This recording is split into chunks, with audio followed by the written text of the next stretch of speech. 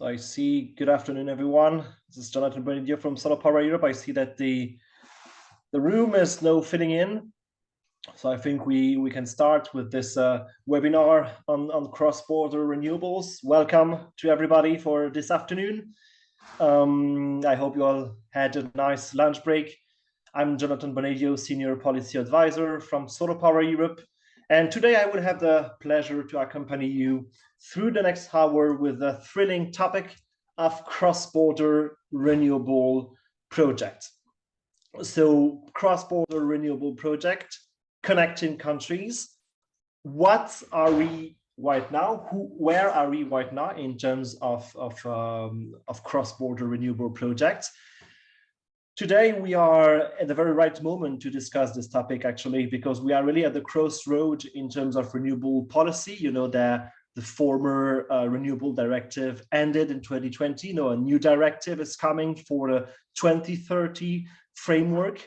There has been a less incentive than before because the national renewable energy targets have disappeared in the profit of European-wide energy targets, and with more space which is given to European-based mechanism to reach the trajectories, to reach collectively the target of 42.5 plus 2.5 indicative target on the renewables. We have a brand new framework with obligation for member states to establish cooperation on the renewables, and an objective of a certain number of projects for each member state, certain number of cross-renewable projects. And in this context of change into legislation and adaptation to a more EU-wide framework, the European Union, the European Commission has developed tools to facilitate the uptake of joint renewable projects, and especially joint solar projects. The mechanism of cross-border renewables under the Connecting Europe facility, and the EU Renewable Energy Financing Mechanism, RenewFM, which is specifically targeting these joint projects.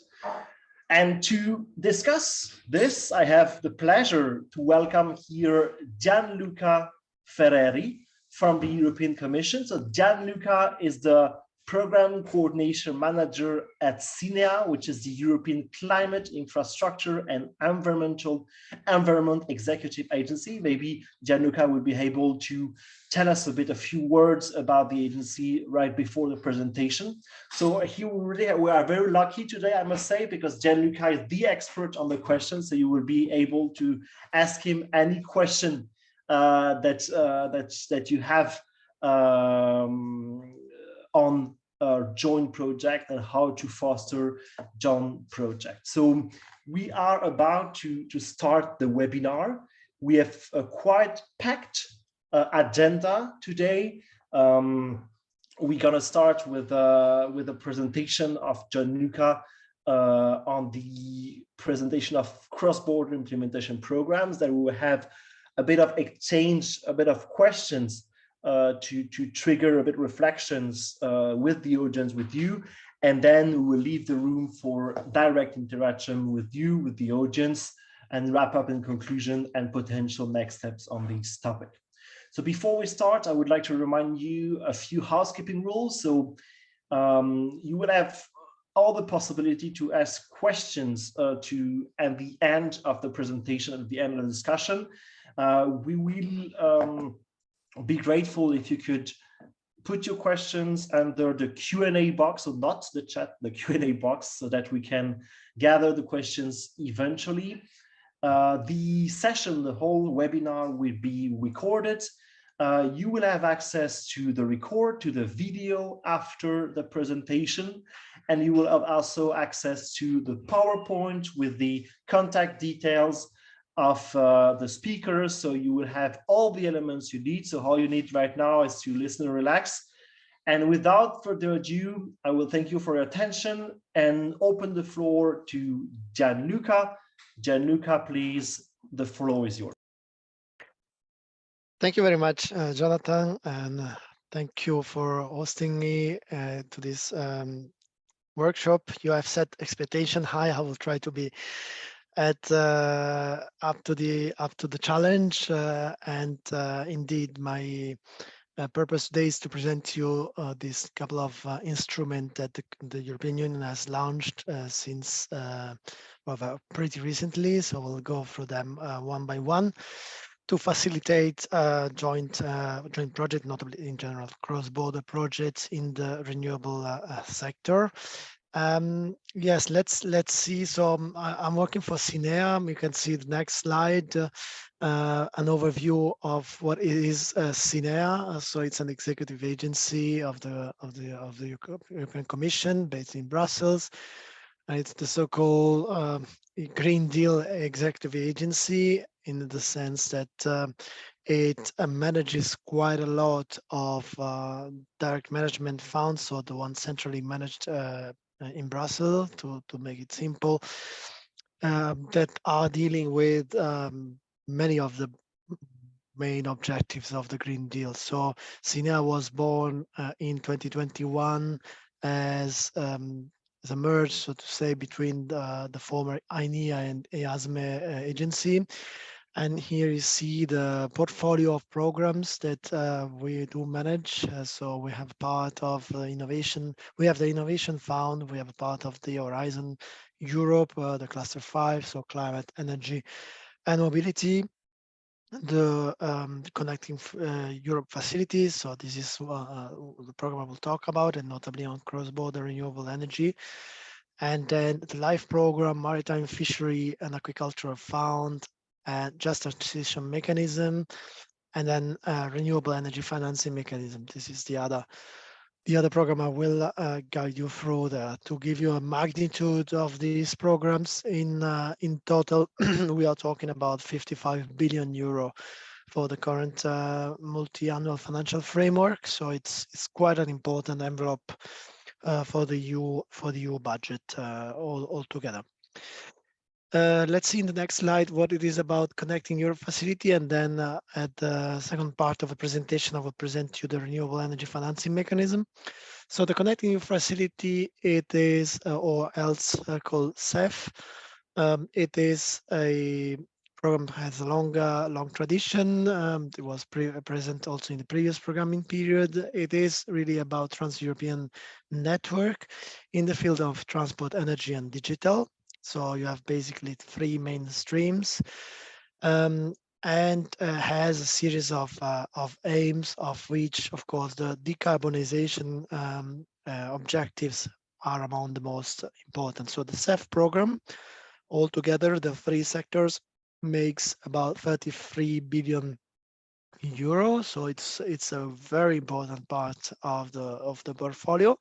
And in the next slide, you will see so a bit of more granularity. So specifically regarding the CEF energy program, we're talking about 5.84 billion euro for PCI project, project of common interest, and CBRS project, which is the cross-border project in the field of renewable energy. The PCI project are projects dealing with infrastructure. So traditionally, we are talking about electricity infrastructure, smart grids, gas, and then now with the new regulation of the 10E regulation, so-called 10E regulation, we have also other sectors like hydrogen, for example. If we look at the next slide, you will see the CEF CBRS program. The budget is of which is about up to 15% of the total CEF energy budget, so about 875 million euro, and that is subject to market uptake. The main difference between the cross-border RES program and the PCI is, first of all, the main legal sources. The cross-border program is basing itself mostly on the Renewable Energy Directive and the CEF regulation. Another delegated regulation and staff working document you see listed in the slide, whereas the PCI program is the main source of the legal basis is the 10E regulation.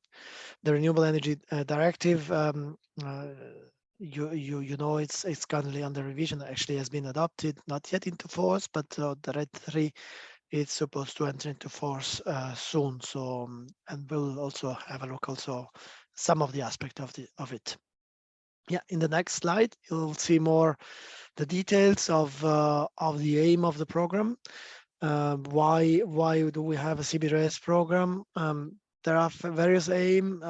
First of all, it's about promoting joint planning of renewable energy exploitation. So in order to achieve indeed these EU targets, as Jonathan was pointing out, the EU target is now the binding target. So we do need also EU level instrument to promote uptake of renewable energy. Um, Within that, also there is the important aspect of energy storage. So to facilitate renewable energy integration, also push the innovation uptake of renewable technology, and in general, it's really about contributing long-term decarbonization strategies. So now the main instrument that is promoted by the CBRS program is really promoting cooperation between member states, but also between member states and third countries. I'll come to that later on. So, yeah, Jonathan, you were talking about EU decarbonization strategy or EU targets, and we'll see in the next slide that indeed there are not any more mandatory targets at national level. However, and you can see it basically through two main regulations, the Energy Union Governance Regulation and the future renewable energy directive, the RED 3, so the just agreed RED 3, but not yet into force. That nonetheless, even if targets are binding at EU level, there are national trajectory that member states should try to respect as much as possible.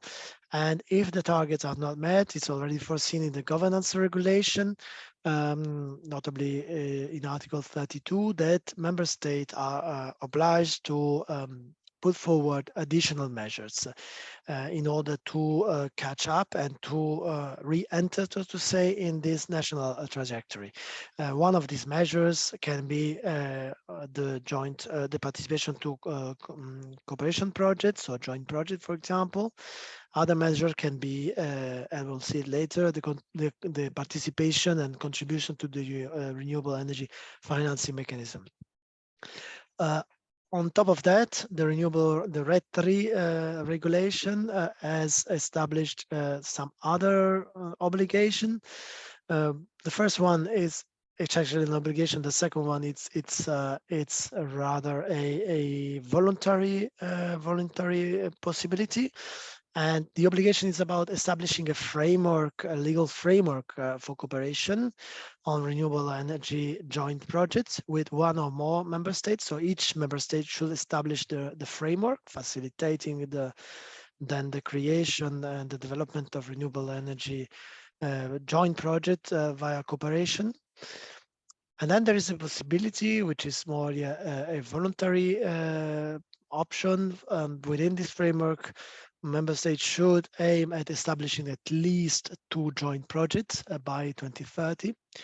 And for bigger member states with 100 terawatt hour electricity consumption per year, an additional project should be established by 2033, sorry. So what are the enablers of the CBRS program? So in the end, this is one of the tools that should try to promote the cooperation. Well, the CBRS program provides a framework which is recognized at EU level for cooperation. So once the projects are selected and receive the status, we'll come to that, what I mean in a moment. This is a EU-wide recognized status, so that gives a better visibility, of course, but also certainty in terms of the recognition in the member state. it allows to have access to renewable energy sources to member states which do not have or do have a limited capacity or limited potential, especially for some of the renewable energy sources. So we know that, I mean, landlocked countries, for example, cannot access to offshore wind type of technology, or in general ocean technologies. Countries that do have a low level of solar exposition, they do not, they cannot, or to a very limited extent, use the solar technology. So via the cross-border program, also countries that do not have really high potential for renewable, they can participate, and I'll come to that in a moment. And then of course, with self funding, this is everything that helps de-risking investment and helping overcoming initial financial barriers. And financial barriers are also linked to the first mover difficulty for projects that are developed within the cooperation framework. So these are the three key enablers to that the program is deploying to help the emergence of this cooperation project. So how do we do it in practice? And you will see it in the next slide, the different steps. So first of all, the project needs to be submitted for call for status in order to receive, to be included in the CBRS list, so the cross-border renewable energy list of approved project. And this is a proper selection procedure with an application and a series of requirements. I'll come to that a bit later. And then one project are selected here. So being in the list doesn't entail any funding yet. But once the project are in the list, they can apply for proper funding for technical studies and works. So to give you context, in technical studies in CEF term, we are talking about even well, studies with non-physical intervention and studies with physical intervention. So meaning also geophysical studies, on-site surveys, and also important and costly studies, all linked, for example, to environmental impact assessment and this sort of studies. So we're not talking about just a small desk study. It can be big studies entailing a few millions of euros, for example. And the works, it's the actual construction of the installation. So that goes more intuitively. What kind of project do we finance? We can see in the next slide. And the projects are basically, the typology of project is the one that you see in the slide. So you have either individual project with a physical cross-border impact. So in your case, would be an installation that crosses physically the border with solar PV on one side, on the other. They are connected one another. They form one single installation, and that is what we call individual project with physical cross-border impact. We do have also projects with no physical cross-border impact, so projects that are based in one member state physically, so one single installation in country A, and the element of cooperation it's provided by the participation of a second country, let's say country B, which is stepping in, for example, to partly finance the cost of the project. And why it would want to finance, there are possible different options. So to catch up with the trajectory of its target, we were saying before. So typically in this case, the member state contributing financially is seeking to get statistics of renewable energy production. Or it can be also other forms. For example, he's interested in the energy itself. So they are looking to set up PPAs and virtual PPAs between so the project promoter and an off-taker, for example. And then there can be multiple projects where it is not necessarily a physical cross-border impact, and it's not about a single project, but it's about cooperating with two member states, for example, and setting up a joint support scheme. So I joined a cross-border auction typically, and usually it is again in connection with statistical transfer. So normally, the type of project we do finance are mostly individual projects, so rather than multiple projects, but this is not also still an option. You can see in the next slide the eligible technology components and investment part. Basically, it is any technology that is defined as renewable energy sources listed in the RED 2, the future RED 3 directive. So in your case, it's easy. So solar installation, being PV or also concentrated solar, or also other technologies like solar thermal, they are all eligible. The project must concern energy generation, so that's a good news for you, of course, because that's your core business, and any additional component are accepted to a limited extent, in the sense that there are conditions that they have to form integral part of the project. They have to effectively enable the integration of the renewable energy generation, and they have to be ancillary compared to the energy generation component, meaning that they have to be necessary, absolutely necessary to make it work, and also ancillary in the sense of absorbing a small portion of the budget, for example, and the effort as a whole. There is a Commission delegated regulation that lists all these conditions in Article 3 for your future reference. In the next slide, you will see the general criteria for the eligibility of CBRS status. There are basically, two conditions, being the second and third interlinked. The first of all is the cooperation agreement. So project must be based on a future cooperation agreement. So at the moment of the application, you need to, or project needs to provide a letter of intent expressing the willingness to cooperate and to enter in a cooperation agreement, a letter signed by, for example, the two parties. If there can be more than two member states, but minimum there should be two, or one member state plus a third country. So there have to be two parties, and the two have to sign a letter expressing the willingness to enter into cooperation. Or even more, of course, if they are at more mature stage and there is already a cooperation framework and agreement, then it's even better. First condition. The second one is about the cost saving and benefit in comparison to a similar project.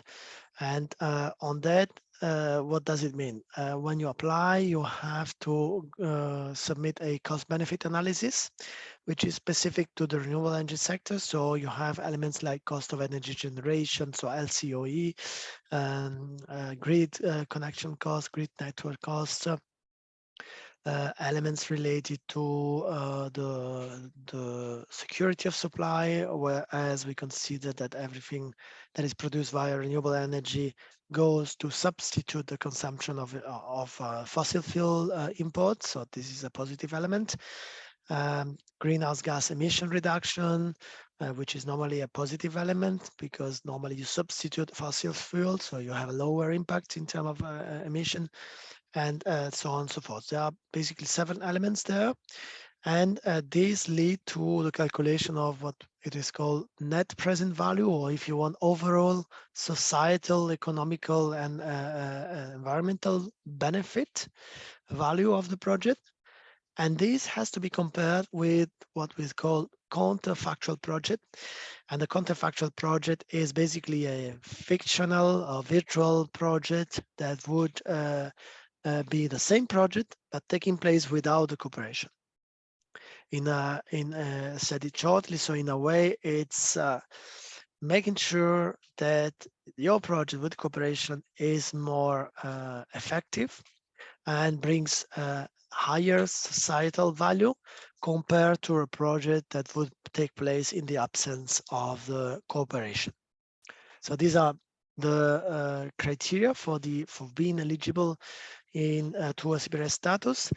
And when it comes specifically to the proof of cooperation, you will see in the next slide, it's something that is often a question that emerge. What kind of document do we need?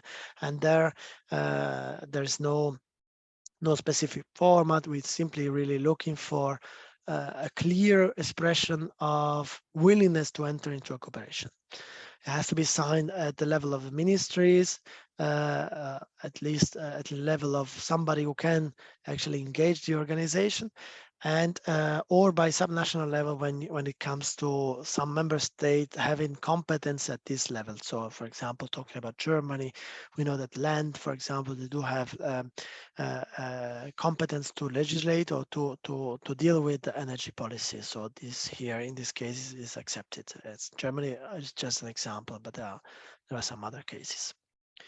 So quickly, next goals and a few information about the selected projects. So we are today, so the next goal in line should be the preparatory study goal. This is a goal that is detached from the status goal, and it's simply, you don't need the status to be eligible for that. And it's actually a sort of money to help you develop your concept, either on the cooperation side or the technical aspect, or both of them. So these are small projects. If to tell you magnitude, the ones we have approved are talking about 200 to 400,000 euro budget. So, and rather a short project, 1 maximum 2 years, that should help you advance in the concept of the project and then apply for status. The next call for status itself will be in November this year. We are now in the middle of the selection of the current second status call, and we should have the result and actually the formal approval and the entry into force of the new list will be around September to November. This type of list takes the form of a Commission decision that is validated by the European Parliament and the European Council. That's why the time plan it's fairly long. And then in the works and studies call, it will be in November. The works and studies call in November will be open to every project have acquired at that moment the status. Give you a couple of examples of project approved in the next slide. We have approved 2 preparatory study projects, one on offshore and another one on district heating, which entails also element of solar installation. Then there are 3 projects having acquired the status. I'll come to those in a moment. And then the works and study call, the first one, we should have information really soon now in June on the approved project. So on the status project, so we have three projects. Yeah, the next slide was correct. So the Görlitz project, it's a cross-border district heating between 2 cities, one in Germany, one in Poland. So that's really a physical crossing the border, and that one entails several renewable energy technology. The Elven project is a hybrid offshore project, so the offshore in the Baltic between 2 member states. And Cicerone it's a full hydrogen value chain where you have solar installations and in Spain and future in Italy to produce green hydrogen, and which will be then shipped to North Europe, and North Europe will be the off-taker part. So you can see very diversified type of project. Those projects you will see in the next slide are also all in what we call transparency platform, available from our website, and there you can see really the details of the different elements and different components there of the project. So I invite you to have a look at the platform, and in the next slide you have also the link and QR codes to the CEF CBRS program and the one specifically to the CEF RES status goal. in the first QR code, you end up in the general CEF CBRS program with also links, for example, to the transparency platform, which I just showed you. Now I take 5 more minutes to introduce you the second program is the Renew FM. So the Renew FM is really a really new instrument and was launched. Well, the regulation was adopted in 2021, and it's basically a EU-wide auction type of support. So, but let's have a look one slide by one slide. So next slide, you'll see in general what it is about. So it's really um, yeah, pooling resources, bringing together investors and project developers, and in order to improve efficiency in investments and make easier, mostly important, make easier for EU country to work together. There's no need to basically you don't need anymore to go through bilateral negotiation. It is really centralized at EU level, and that should help achieving this famous target of renewable energy consumption, which is constantly going up because of the of really the need and the high political agenda on that. So how does it work in the next slide? I'll tell you in a nutshell without really going into much details, but basically it works like that. There is on one side one or more contributing country, notably the country eventually that are far lagging behind or deviating from the trajectory I was talking at the beginning of the renewable energy target. The contributing country decides to put money to the pot. It is a common pot. And then there is one or more hosting country that agrees to host the installation of renewable energy. Via a mechanism of expression of interest. The European Commission, so the Director General Energy, together with the support of SINEA, builds up and a call for proposal. And the contributing country gets back the renewable energy statistic, at least part of it, bulk of it. Normally, the regulation foreseen 80% of it, and the hosting country gets a little part of the statistic, but also all the benefits are linked to the fact of having renewable energy installation in its own territory. What is important to know, that's also a recurrent question, is that the energy is owned by the beneficiary, also by the promoter. This is not something that it will be owned by the contributing country, nor the host country. The project promoter will simply apply like in a national auction, and then will be able to sell its energy via the market. So in the next slide, you can see for project developer, it's really a system of EU grants or EU auction, as you are more used to it probably, which can support part of the project cost. And it is completely managed by the Commission. So you have a sort of a harmonized approach. You don't have anymore this uncertainty related to crossing the border and having different approaches, different interlocutors, different rules. It is complementary with national support scheme, and it has no state aid clearance, so you don't have to go through state aid clearance rather. So it's not. That's also an important simplification. And on the benefit, on the next slide, on the benefit from member state, clearly the contributing member state will get the renewable energy statistics and will have access to renewable energy. So you will see later the first example of coal typically is it's a member state who has limited access to renewable energy, and via the mechanism can access to new opportunities. So basically, the hosting member state will, of course, benefit of local investments and therefore job creation, greenhouse gas emission reduction, so reduce import dependency because it will be all about your renewable, and all the side benefits that you get when you install renewable energy in your own country.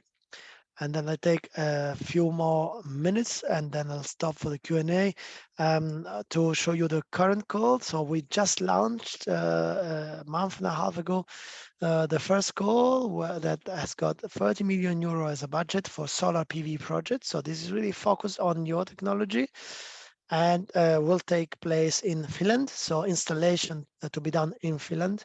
It is financed by Luxembourg as contributing country, who will get 80% of the statistics of the renewable energy produced. And in the next slide, you'll see what the type of project we are looking for. So it's minimum size is 5 megawatt, maximum 100 megawatt, and the whole core capacity is 400 megawatt with a ceiling price. So it works as pay as bid with a ceiling price. And the selection, we'll see, I'll come to that in a moment, is really done on price based, or from lower to higher price.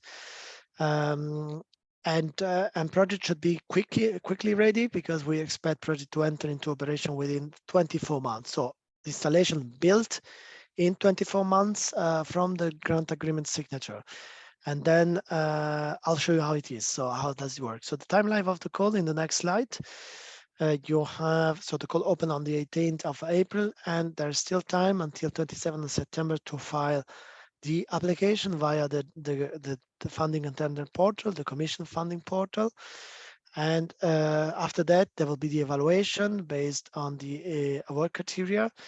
And then the ranking will be done between December and January, according to the lowest price, and we expect the signature of the contract between January and March 2024. The award criteria in the next slide, you'll see it's pretty straightforward. We are looking to see whether the project is really relevant for the call and is of sufficient quality. But then the price per kilowatt will be really the decisive factor to rank a project. And how does it work? And that's mostly to the end. In the next slide, you have basically milestone. So it works with a lump sum. We are not asking you to report on real costs, the actual cost you went through, but it's a pure lump sum. At the moment of the entering into force of the commissioning of the project, so the installation, it's built and connected to the grid. At that moment, we will pay you 60% of the total cost or the total budget. And then after 2 years of operation, so of producing electricity, you will get additional 20%. And after another 2 years, you will get the remaining 20%. We expect project to run at least for 15 years of implementation, but you will get already roughly after 8 years already the full amount of your budget of the cost, and then you will simply need to report on the electricity produced over the years until the 15 years, and then it's that will be over. Then last slide, what is happening next or in parallel to this call. We have an expression of interest which was open until yesterday. Basically, the Commission opens an expression of interest to member state to see who wants to step in the future round of call as being contributing on hosting country, and then Director General Energy and SAINIA will be busy with building up the call term of reference based on the member state interest. And then we can expect later, second half of the year, towards the end of the year, a second call to be launched in this Renew FM mechanism.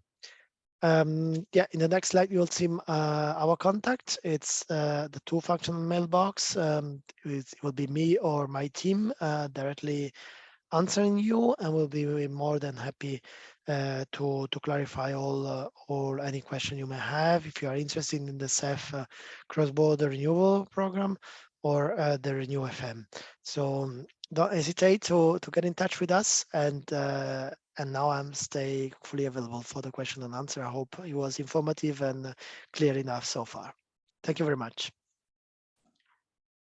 And thanks indeed, Gianluca, for this very interesting deep dive into the EU funding mechanism for cross-border renewables.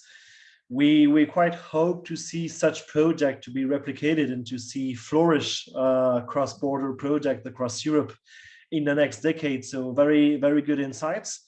I wanted to take the time to take a few questions for the audience. So please, feel free to ask any questions in the Q&A box. We will see the box filling as you ask these different questions. Of course, we remain available after the presentation. But before maybe we go into the question of the audience, Gianluca, I'm very curious, I must say. I would have a very simple question. Maybe the answer is not that simple, but let's say I'm a solar PV project developer, and I have spotted a good eligible land for utility scale PV on a certain member state. And okay, I'm wondering, how could this project benefit from potential cross-border funding? What are the conditions? Who should I talk to foster this project as a cross-border? What would be the conditions? So a bit like the toolbox for project developers. What would it be? How can we fast deploy this project? Okay, yeah, thanks, Jonathan, for the question. Yeah, it's indeed, we should start from that. Well, it depends on the type of project. Let's say if your project is potentially physical cross-border, so let's say you have spotted a good site where you have land available next to a border and you want to cross the border. That's not so easy for many aspects, so regulatory wise, technical terms, etc. So in case of a physical cross-border project, the first thing to do is to try to get in touch on the other side. So there are obviously many ways to do it. One way is via our program. So you get in touch with us, and most notably, we do have in our website a list of contact person per member state. And those member states should be able to guide you through the relevant authority there. So I think this is really the first step you need to do to ensure whether on the other side there is willingness to cooperate, to enter in such a cooperation agreement.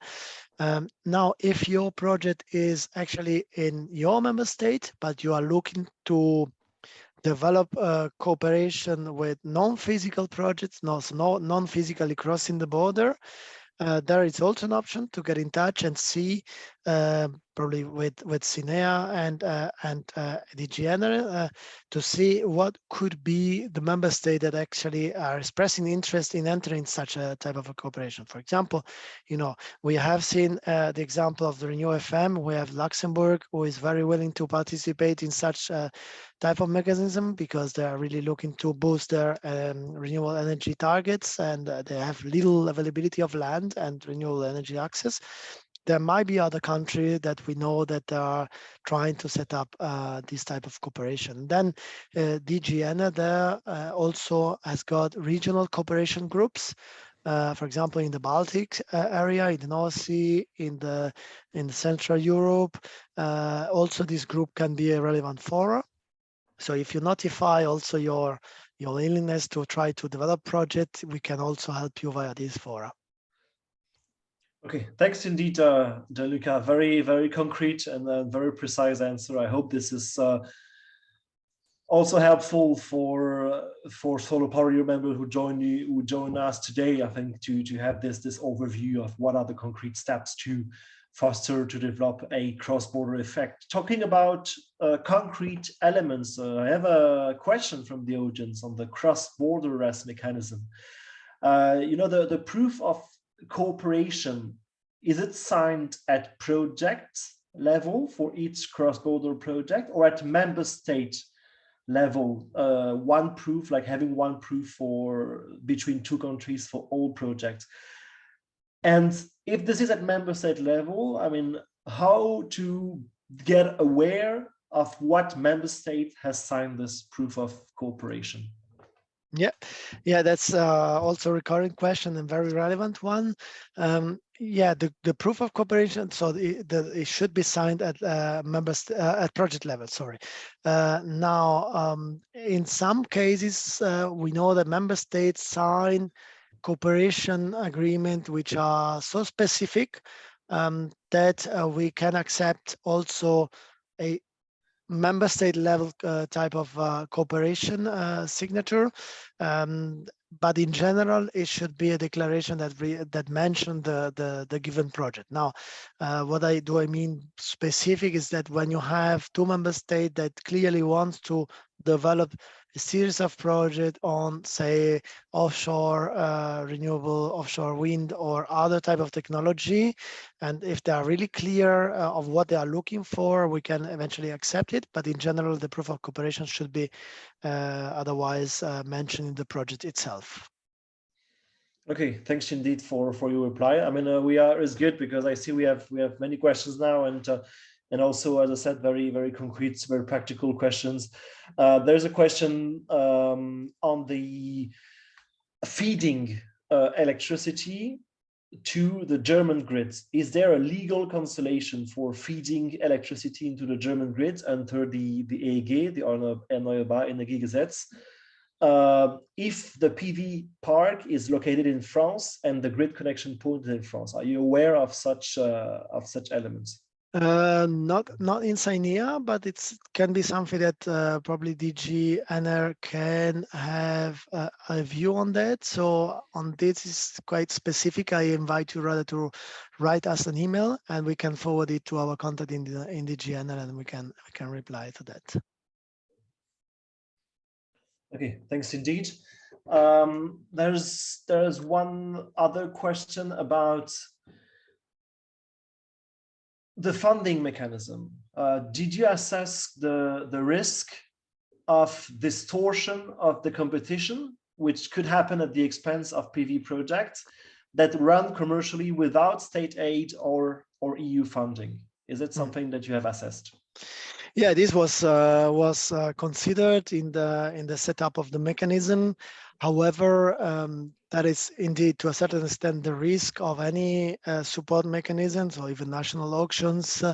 And in this case, what prevailed was really the policy push to give a push to the renewable energy generation. So it can indeed have an effect, but considering the overall objective at EU level, it was decided to have also a mechanism like that, which is also why we still see also national auction, even on established technology like solar or wind. We still see auctions there. So it is a factor there, but yeah, it was decided to go ahead nonetheless.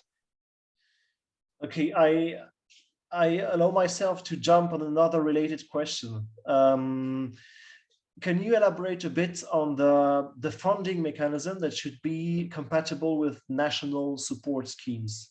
What are the conditions in this case? Well, what I mean is that the Renew FM can run in parallel to national support schemes, and can potentially also cumulate if the national support scheme allows it. The same project can potentially apply for both. Of course, it's peculiar situation because of course the two schemes should actually run really in parallel. But the mechanism doesn't exclude this possibility. Now, often what is the case is that project can apply on two different type of mechanism, then step out from one of the two competitions. So the typical support scheme is the national auction. So we have seen, for example, well, the case in Finland for the first call we have just opened. There are national auctions running in parallel, and also the Renew FM auction. The two are not exclusive each other. Okay, so it's not mutually exclusive. This is good to know. Okay, and talking about the Renew FM, does the Renew FM foresee any kind of compensation for the hosting member state in terms of grids, curtailment, or any other costs that would entail the management of a local system, energy system? Not per se. I mean, the compensation are coming from the benefits that the hosting member state gets, because it's basically in a way, it will see in renewable energy installation its own territory without having to fund via national auction. So it's all cost that is not experienced by the hosting member state. And in general, the electricity that is produced via the mechanism in the host member state, it belongs to the promoter. So it's energy that is entering the national grid, not the contributing country grid. So in a way, we consider that costs for grid reformers and all that are costs that the hosting member state needs to bear in general for the grid for the RES uptake. Okay, so being covered by the scheme itself. Okay, very clear. I'm checking if we have another questions from the audience. So far, I think we have gone through all of them. So I know myself maybe to jump in and ask you another questions about, which is more a policy question actually. I think it's also good to have a bit of a focus on the policy. If we want to see really a takeoff, an uptake of joint projects, what should be the condition at member state, at EU level, for this project to work, to be properly implemented, and to multiply, to expand across Europe?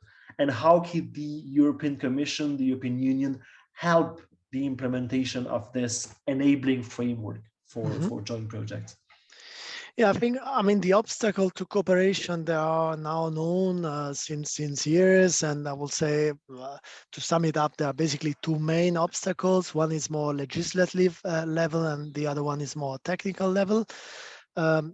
Every member state should really push to develop their legal framework. So the cooperation agreement with border countries, national legislation to align and to allow more easily the implementation of joint project or cross-border project. It is a key challenge for this is that the administrative burden of a novel and clearly complicated exercise. So the most difficult question is really to address is probably the sharing of cost and benefit of the project. On these, there was a guidance earlier this year published by the Commission. There can be good hints for member states to develop a framework for that. And of course, the Commission is really ready to help with targeted support, including the ones that they are looking for self renewable energy program.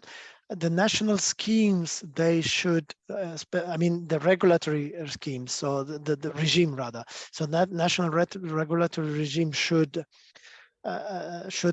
go more and more in alignment each other. So they need to be aligned to a certain extent in order to really unlock the possibility of having joint development of project.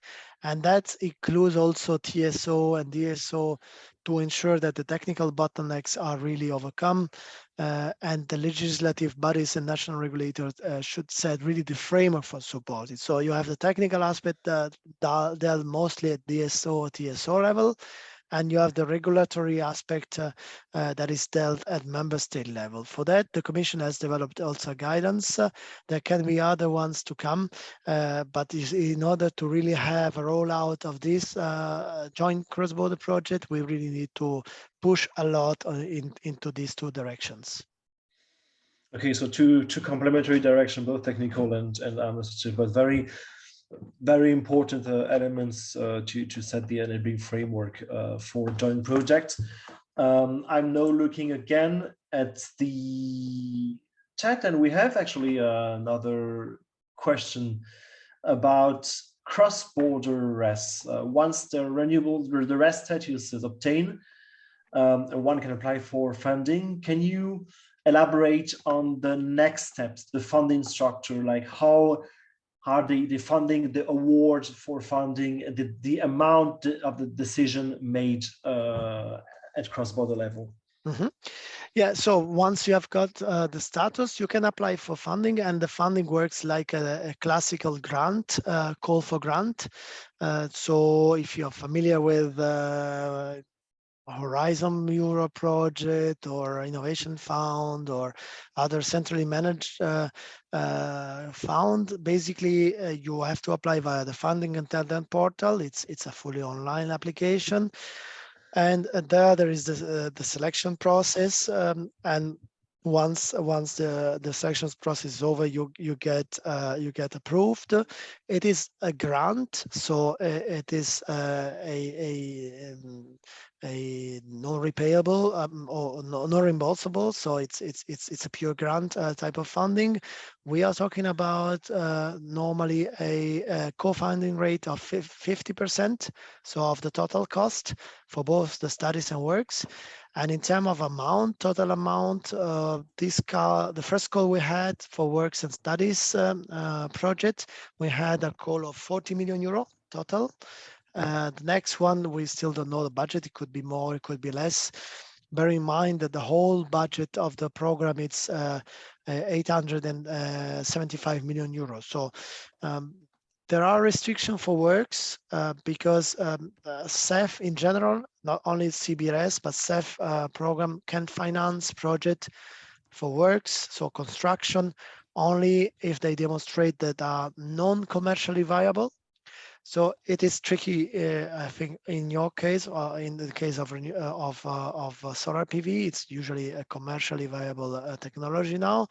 But the before that, the part of the studies, so all the environmental impact assessment studies, technical studies, on-site, survey, and all that can be eligible. And this has there's no condition regarding the non-commercial viability. So here is just the 50% of the total budget, and if you get financed, you need to implement your project. You will get a pre-financing. Usually it's up to 50% of the total budget that you get at the signature.